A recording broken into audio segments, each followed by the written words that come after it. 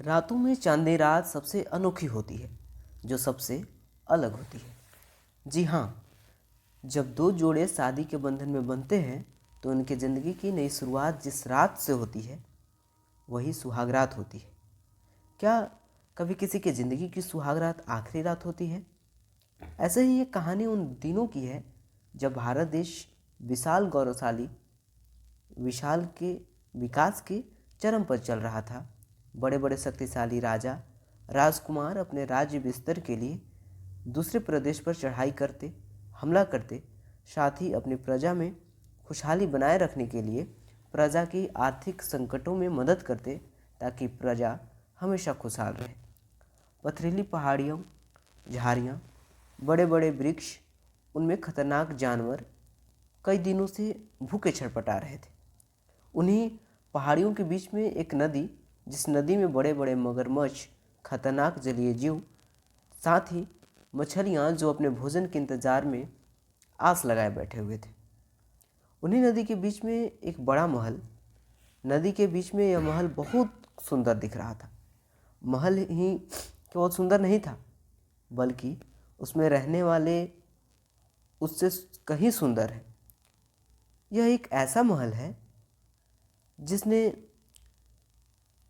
जिसने भी अपने दिल की मुराद लेकर आया लेकिन वापस लौट कर नहीं गया। इस महल का नाम ही है अप्सरा महल। अप्सरा का मतलब स्वर्ग की सुंदर युक्ति। इस महल में 4 सुंदरियाँ रहती हैं।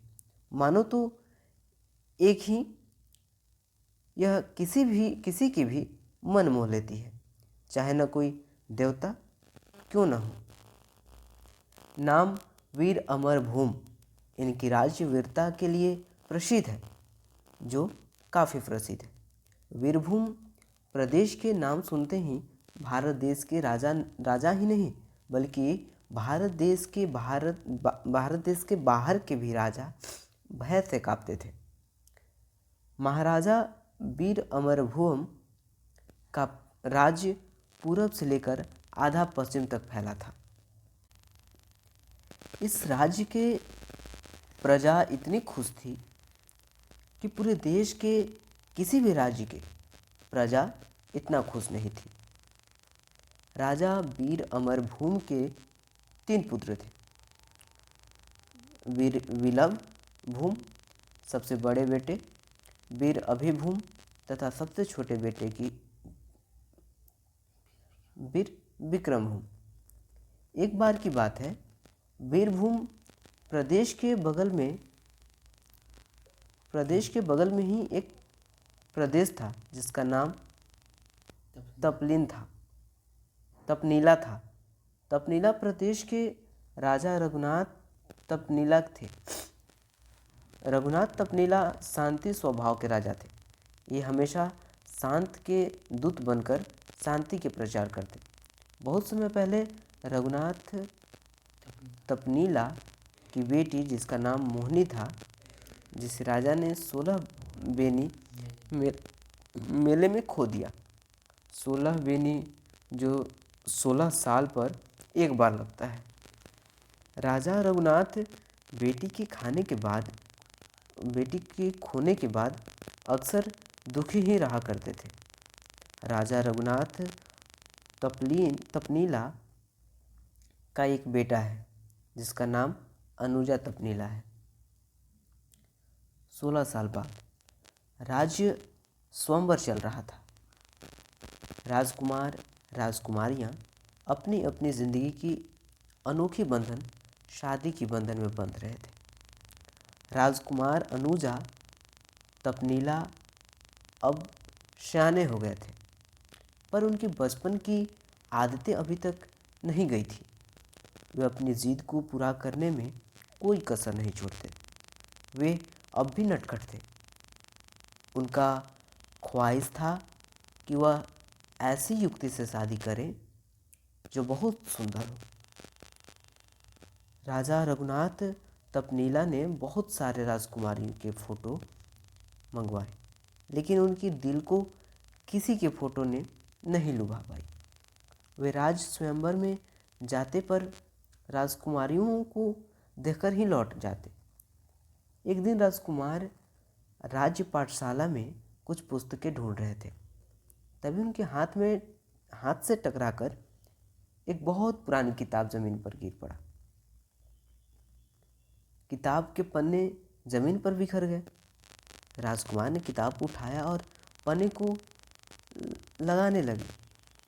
तभी उनकी नज़र किताब के ऊपर पड़ी तो लिखा था, सुंदरियों का प्रदेश। यह पुस्तक स्वयं उनके परदादा भ्रूम तपनीला के द्वारा लिखी हुई थी। अपने दादाजी की लिखी हुई किताब देखकर उन्हें पढ़ने की इच्छा हुई। किताब को लेकर वे अपनी शयन कक्ष में चले आए ताकि पढ़ते समय उन्हें कोई डिस्टर्ब न करे। किताब को लेकर राजकुमार राजशाही टेबल पर बैठ गए। पढ़ने के लिए जब पहला पन्ना उलाटे तो सुंदर सुंदर कन्याओं का चित्र पन्ने पर भी बना हुआ था। चित्र देखते ही राजकुमार की लालसा किताब पढ़ने के लिए और बढ़ गई। किताब में उनका मन इतना डूब गया कि उन्हें भूख तक नहीं लगी। दोपहर से शाम होने लगी। अंत के कुछ पन्ने फटकर बिखर गए थे। सुंदरियों के प्रदेश पहुंचने के बारे में बस अमरावती की जंगल तक ही उस किताब में बचा हुआ था। राजकुमार बेचैनी से उठे और दौड़कर राज्य पाठशाला की ओर बढ़ चले। पाठशाला में बहुत खोजे मगर वे कुछ पन्ने न मिले। राजकुमार अनुजा तपनीला निराश मन से लौटे। कुछ समय बैठकर कुछ सोचने लगे। राजकुमार किताब को अपने पास रख उस किताब में जो लिखा हुआ था वो अपने डायरी में लिख उस किताब को राज्य पाठशाला में रख दिया जहाँ से वह गिरा था। कुछ दिन बाद राजकुमार अनुजा तफनीला बिना किसी से बताए अपनी शादी करने के लिए सुंदरियों के प्रदेश के लिए दक्षिण की ओर चल पड़े।